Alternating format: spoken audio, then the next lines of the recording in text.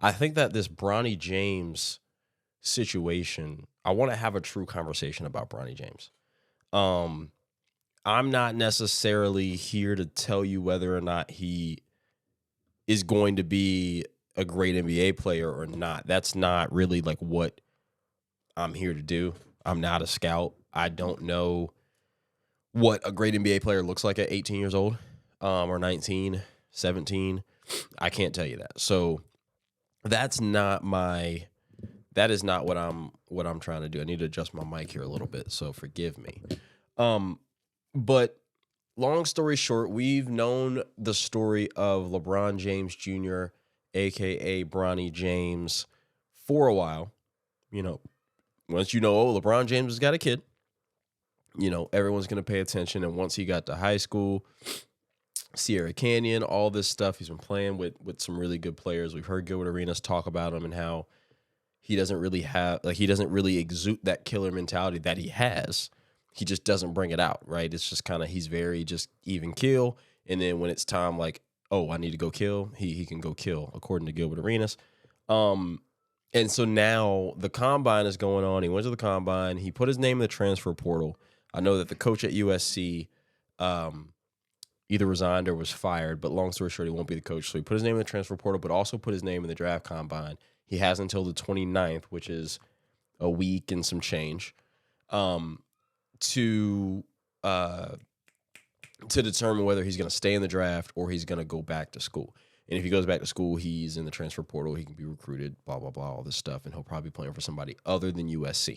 So I want to talk about his combine and like just what everything is going on, because I think that the Bronny James situation is interesting. So obviously, as a kid, when you have a dad or a parent who's really good at something and you're kind of following in those footsteps just in the sake of you're really good at it too.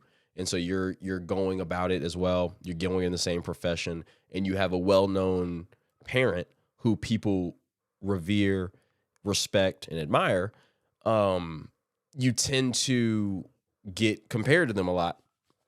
And just as a kid, as you grow up, you tend to want to grow up and be your own person and not necessarily be always known as such and such a son. When I worked at the YMCA, my dad was a director, and so a lot of times, like, I had to, it was a real thing, trying to be Kevin Calais and not Earl's son, so like when people introduce you, I want them to introduce me as Kevin Calais, the sports camp director, because that is what gives merit to my name, not Kevin Calais or Earl's son, and so like that's just a natural thing. And so he's talked about that before. He wants to make his own name, and that's why instead of going by LeBron James Jr., he has kind of, I don't know if it's an official name change or just what his alias, what he just decided to go by, Bronny James, but that's part of that. So a couple things that have come out in the midst of this, a lot of stuff was talked about because LeBron had said way back when, I would love to play with my son. That's my end goal, play with my son. Then no father-son duo has been able to do that.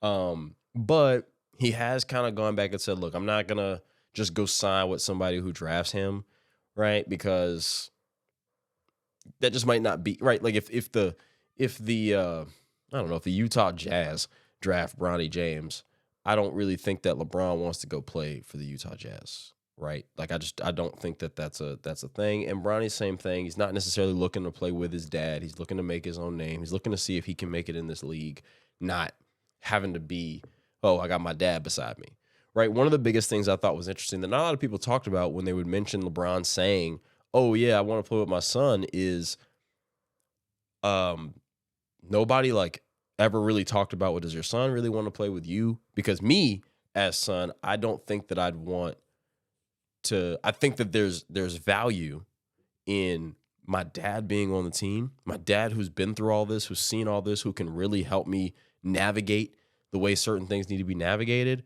right? My dad, the way he trains and protects and keeps his body up to shape on a year-round basis, having me on that same regime throughout the season. But I don't think any of that stuff, that the invaluable stuff, is stuff you can't get if he's not on your team, right? So, but then it's like, that super young Laker team. Remember, it was Lonzo and Kyle Kuzma and Brandon Ingram and Josh Hart. Like when they were all really, really young. Like, do you think any of them really like wanted their dad to be around, or do you think they just wanted to be young and enjoying the NBA? And so that's an aspect that not a lot of people really talked about, and might just be because not a lot of people really cared. But you know that's one of those things where I've always found that to be a bit weird. I'm very curious if there would be teams who are like, oh, we can get LeBron if we get Bronny. So let's go ahead and just, is Bronny worth the 15th pick in the draft? Maybe not. Is Bronny and LeBron James worth the 15th pick in the draft?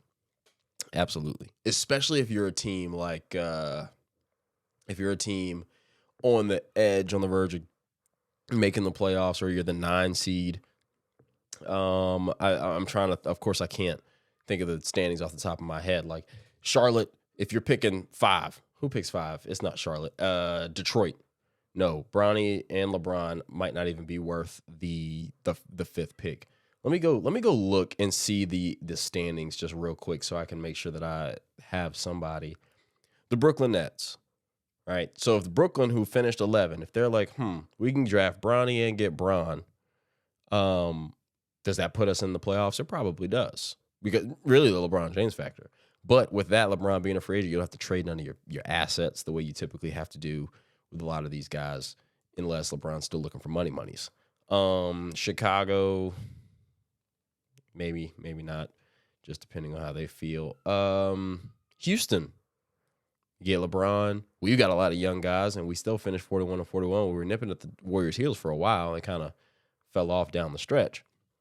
But Houston, we paid Fred VanVleet, but we need a guy who's also a smaller guy, who can kind of really give Bronny some good advice on what it is like being a smaller guard.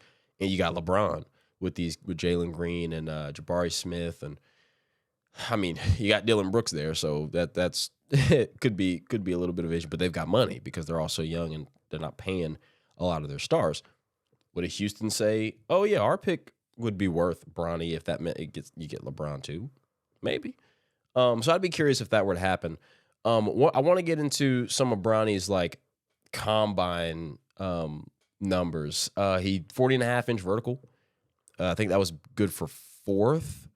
I want to make sure that I am correct on that. So yeah, 40.5-inch vertical leap, 4th highest among combine participants, with solid marks relative to his peers in the agility drills. So that's good. So when it comes to athleticism, he's got it clearly. He went 19 for 25 in the 3-point shooting drill. It was just 2nd overall. I think that, so people who know the combine, because I'm not super familiar with this drill in and of itself, but people who know the combine speak of that drill like that drill is meant to make you tired. That drill is meant to basically make you get a lot of shots up in a small amount of time. And so to go 19 for 25, which is 76%, that's pretty damn good. Even if you're just standing still, like shooting threes, 76% is still really good. But now you're doing it, you're on the run, you're catch and shoot, you're going to different spots. Like the drill is meant to really push you. To go 19 for 25, that's pretty impressive. I think that's the part where that's probably where people really started to turn heads. And then of course he's 6'1" without shoes. I personally don't think that matters because 1, you don't play in the NBA without shoes. 2, we've seen 6'1" guys be fine. I also think that everyone's expecting him to come in here and be a superstar. And if that's the expectation, if that's the bar, then sure, maybe 6'1" without shoes is going to be really hard to accomplish, especially if you're not an Allen Iverson, Kyrie Irving type, which Bronny is not that from just like a natural skill perspective. So maybe, but like I don't think that 6'1" without shoes, 6'3" maybe with 6'2.5" with whatever it is with shoes, I don't think that like can't play. 6'7" wingspan. Another thing I don't really care about because the reality of it is everybody in the NBA has long arms. Everybody in the NBA has got a long wingspan. So it's not so those are 2 stats to me that don't really matter. But I don't see why Bronny James can't be a viable option on an NBA backcourt. Is he a starter, all-star? I don't know. Maybe, maybe not, right? I think that development and coaching matters in that regard as well. But like, I was never looking at Bronny as, hey, he needs to come in here and be a superstar and be a next team's next. Like, I don't think I never looked at him that way. And I think if people would stop looking at him that way, look at him for the prospect he is, do you maybe look at him a little different? Like, oh, he could play in the NBA. Sure. Would you like him to maybe be 6'4"? Maybe. But like, I don't think that means he can't play or be productive or have a long career. Some people are bringing up the argument of, well, would he actually be getting this much recognition? Would he be getting these calls if he wasn't LeBron James' son? Okay, well, maybe not. But him being LeBron James' son also has value. Like, it does add value to him as a prospect, right? He knows how to move. What you do know is he's not getting in trouble. You know that he's got the best resources around him to succeed. And he's got the one model citizen in the league that don't get it, that literally, like, you want everybody to be when it comes to off the court. It's his father, right? This is the person that raised him. So I do think that even though, sure, if it was me, because he's 6'1", 210, I'm 6'1", 190 something, right?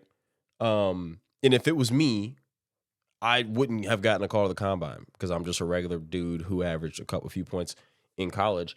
But the other thing you got to remember, even with the points in college, was he's on a minutes restriction because he had cardiac arrest on a practice court, which is another thing. He still came back, was able to play. So I don't see why he can't be like a productive guard. Selfishly, I was hoping when I saw he would enter the transfer portal, I was excited because I was like, good, get him out of USC, get him to like, I mean, selfishly, I'd love him to go to Carolina, but North Carolina, RJ Davis came back and Elliot Cadeau is still there. So it would have been kind of a loaded backcourt, but get him to like, I don't know, like Michigan State or Tom Izzo, right? Roy Williams is gone. Coach K is gone. Get him to Kansas with Bill Self. You know who had a lot of success in Kansas? Devontae Graham. Smaller guard. Developed. Get him somewhere like that. That would have been. I was hoping that I got to see Bronny get some better coaching in college and play at a bigger program and then play in some big moments to where we could like see some flashes. Selfishly, that's what I was hoping. So I was like, oh, he went in the draft, but hopefully like he doesn't really, but he impressed the combine. So now there's no reason to leave. I do think that if he went back to college for another year, that's just what I want. I don't know what would be best for him. That's just what I would want, just selfishly, because I want to see Bronny play in some big college basketball games as well. That would be exciting. But overall, like I said, I don't see any reason why Bronny can't get drafted. I don't know, first round, second round, wherever, but I don't see why. Like, I don't want to see him get drafted and he's in the G League or the D League or whatever, or just on the end of somebody's bench for however. Like, I want to see him play. I didn't get to see him much in high school. Didn't get to see him much in college because he was playing at USC's West Coast, and they didn't have a great season. So that's kind of what I was hoping. Give him a year, an off season where he didn't have cardiac arrest, where he could not be on a minutes restriction, and he could just kind of unleash, but also learn from a great coach. So that was why. But again, I think that truthfully, Bronny can be just fine. We just have to temper expectations. We can't come out here and assume we have a problem of looking at any prospect as the next superstar. And they don't all have to be. And then when you get that superstar, it's great. But like, I don't think that Jokic was looked at as the next superstar, or Jimmy Butler, or even Giannis for that matter, or Kawhi. They were drafted, but like, they weren't drafted as like, oh, this is going to be the next. Coaching and development gets you there, right? Do the Spurs? I mean, shoot, the Spurs. I don't know what picks they got. Do they say, hey, we'll draft Bronny and get him with Pop?